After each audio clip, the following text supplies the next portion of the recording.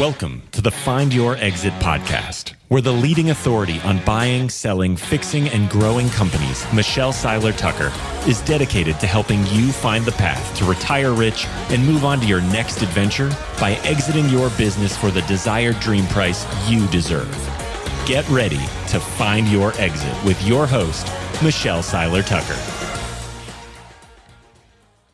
Hello, and welcome to another episode of Find Your Exit. Today, we're going to talk about the buyer sanity check, what a buyer is looking for when they look at purchasing your company. Last time, we did the seller sanity check. So it's very important that you put yourself in the buyer's shoes and look at buying your business from their perspective. So let's recap and talk about the 5 different types of buyers first. So there's 5 different types of buyers. The first type of buyer is a first-time buyer. 90% of buyers are first-time buyers. And these buyers are typically slow to pull the trigger, uncomfortable with making a decision, may never pull the trigger and buy a business.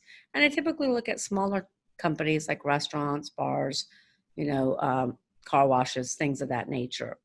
Now, there are some first-time buyers that will use their 401k, their retirement fund, in which to purchase a business, and they might look at a much bigger business. When I say much bigger business, maybe $1 million and up, $1 million to $3 million. So that's first-time buyers. First-time buyers, you really have to reassure them. You have to help minimize the risk for them. They do like seller financing because they feel that helps minimize the risk. Most of them will be willing to give a personal guarantee. And they typically want you to stay around for a little bit longer than other buyers typically want you to stay. So that's the first-time buyer. Then you have the sophisticated buyer, and these are serial entrepreneurs. These buyers are industry agnostic, and they buy EBITDA. They buy cash flow. They're very quick to pull the trigger. They typically contact an M&A advisor, mergers and acquisitions advisor like myself, because they know we have the good businesses for sale on the market, and they are looking to buy a business that runs on all 6 cylinders, all Seiler Tucker 6Ps, which we'll get into shortly. But these are good buyers that typically have money available, and like I said, are quick to make a decision. And then you have the competitors and strategics that buy synergies. They're looking to catapult their business to the next level by buying talent, management team, contracts, maybe a well-branded company. They're looking to buy maybe a company that has patents, trademarks, something that they don't have, a database, which could catapult their business to the next level. So these are competitor strategics, and they too pull the trigger pretty quickly. And then you have PEGs, which are private equity groups. And private equity groups buy 2 ways. They buy based on platform or add-on. So let's say you're in food manufacturing, and they want to get in food manufacturing. They won't look at a business in food manufacturing for less than $3 million in EBITDA. However, if they're already in that platform in food manufacturing, then they will look at add-ons for less than $1 million in EBITDA. And PEGs look at a lot of deals, probably a couple hundred deals a year. Due diligence is quite extensive with PEGs. And like I said, they're not as quick to pull the trigger, but they are certainly good buyers as well. And then you have turnaround specialists. So turnaround specialists buy underperforming businesses. And they typically want to buy that business with no money down. They want to leverage the assets to buy the company so that they can fix it, grow it, and flip it. So those are the 5 different types of buyers. So what are buyers looking at when they buy a business? Well, most buyers want to buy synergies, and they don't necessarily want to buy a job, unless it's a first-time buyer leaving corporate America, and they're looking to be their own boss and run the company. Most buyers are not wanting to run the company. So when they evaluate businesses, they evaluate congruent revenue streams, they evaluate synergies. And they look at what I call the Seiler 6Ps, and this is how we evaluate everyone's business. So number 1, they want to make sure you have people. They want to make sure you have tenured employees, a management team in place, and not 1099s. There's a lot of companies out there, manufacturing, distribution, that have 1099s that really should be classified as employees, because these 1099s are working in a shop. They're working in a manufacturing plant. They're working in the field. And if one of these 1099s has a catastrophic event, it could literally shut down your business. It could literally put you out of business. And if it doesn't put you out of business, it's going to cost you a tremendous amount of money, time, energy, and effort. Plus, when a buyer comes in to evaluate your business, they're going to say, wait a minute, you have 1099s working in a manufacturing plant. If they get hurt, we're in big trouble. They need to be converted to W-2s. Oh, by the way, it's going to cost $50,000 more a year to convert them to W-2s. That's going to change the EBITDA by $50,000. That's going to decrease the EBITDA by $50,000. So people's very important. Then I look at product. They want to know, is your product thriving or dying? You know, a lot of industries that were thriving before COVID are now taking a nosedive, unfortunately. And there's a lot of industries that were dying before COVID that are really doing well, like home goods, anything home related, landscaping, you know, pools, swimming pools, you know, anything home related is doing great. Online education is doing great. Home fitness is doing great. All these industries have really skyrocketed. So when a buyer buys a business, they're going to evaluate that industry to make sure that it's sustainable and it's thriving, not dying. And not only that, but if they have to get financing, they want to make sure that the lender is going to make sure that if they lend money on this company in a specific industry, that it's going to be sustainable and the owner will be able to pay back the loan, the debt.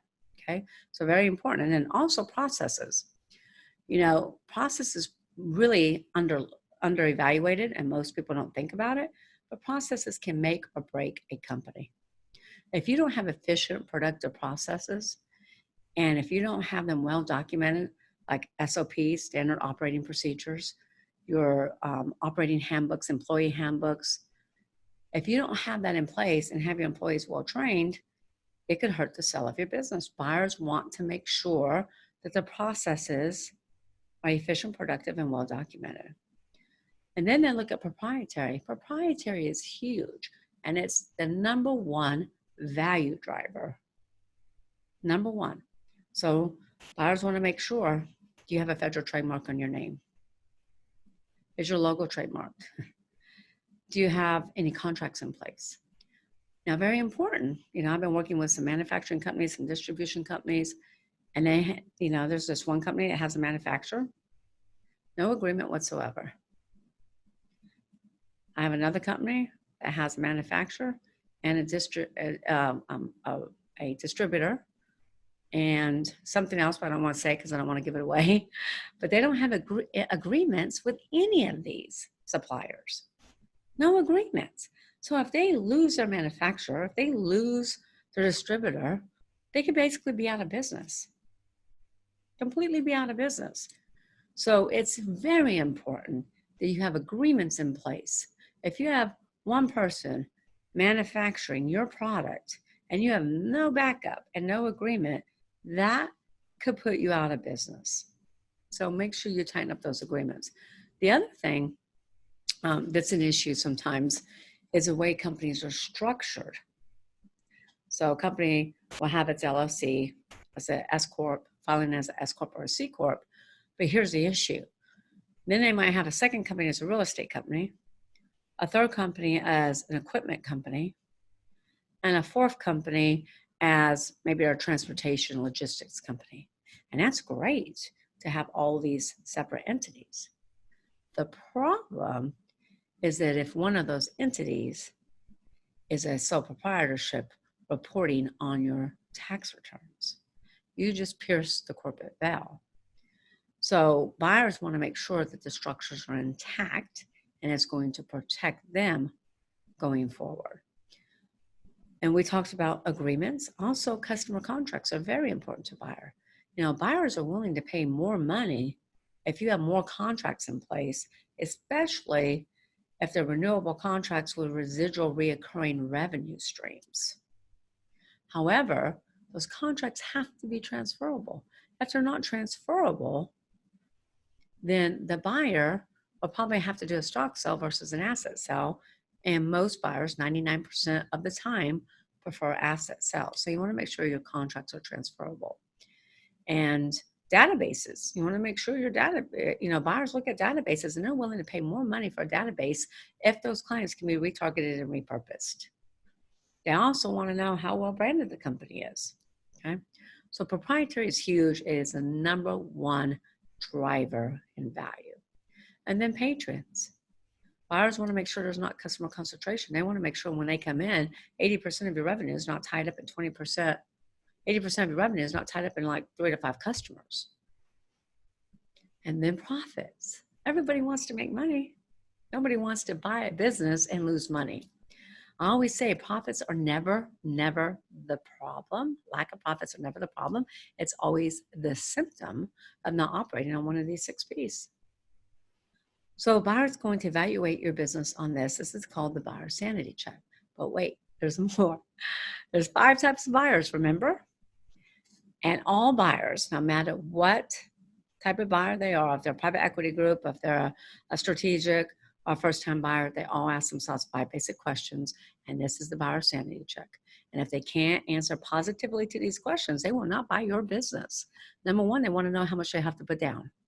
Number 2, will the cash flow of the business support the debt service? Number 3, after the debt service is paid, how much is left for them to live on?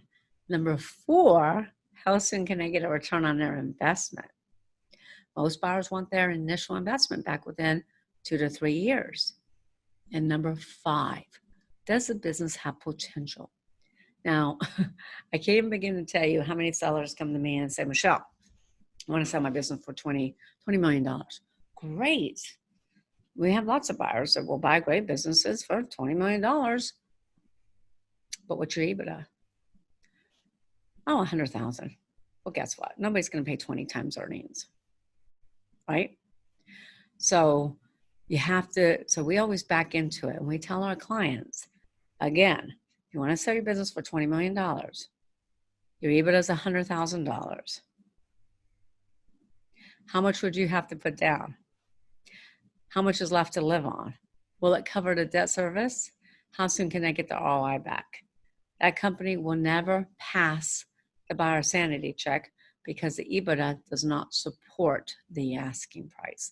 That's the buyer sanity check. So we always go through this with our buyers and with our clients. And what we try to explain to our sellers, to our listeners, is it's not, when we take our clients through the seller sanity check, we ask them, how much money do you need? How much money do you need to live on?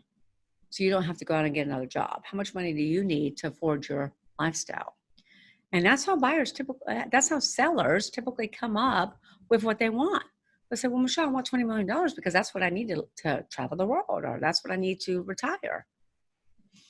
Buyers don't care about what you need to enter the next phase of your life. Buyers don't care about what you need to retire on. Buyers care about value.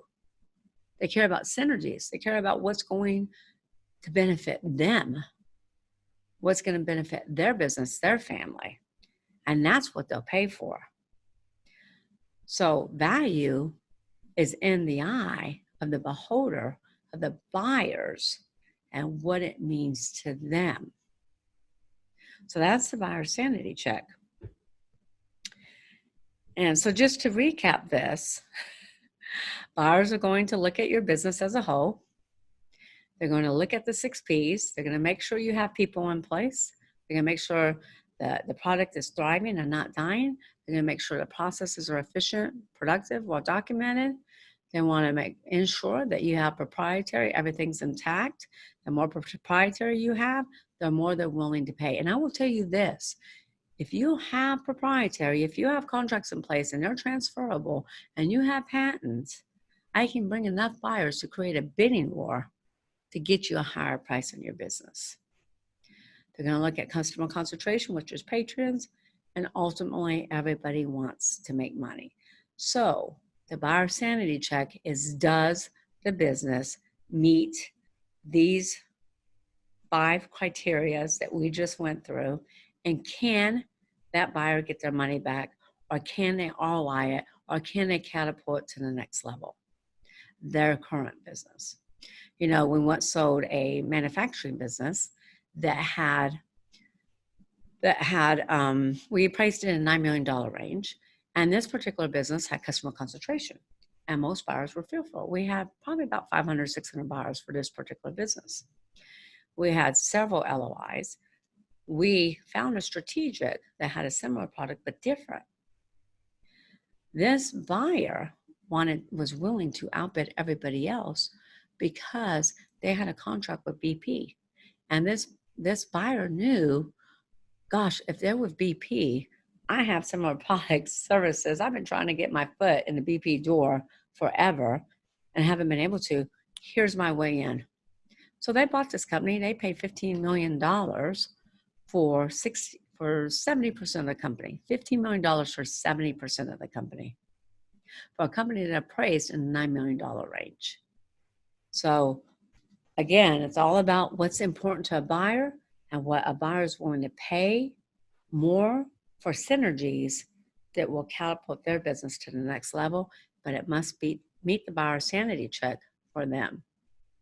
Those who hold the gold makes the rules. Thank you very much, and thank you so much for listening to Find Your Exit, and I can't wait to see you next time.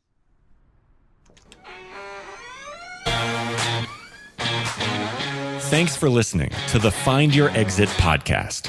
Don't forget to check out Michelle Seiler Tucker's Build to Sell Blueprint books and Exit Rich, along with more blogs, videos, and resources at findyourexit.org. Be sure to connect with Michelle on Facebook or LinkedIn and stay tuned for her next episode by subscribing in your favorite podcast player.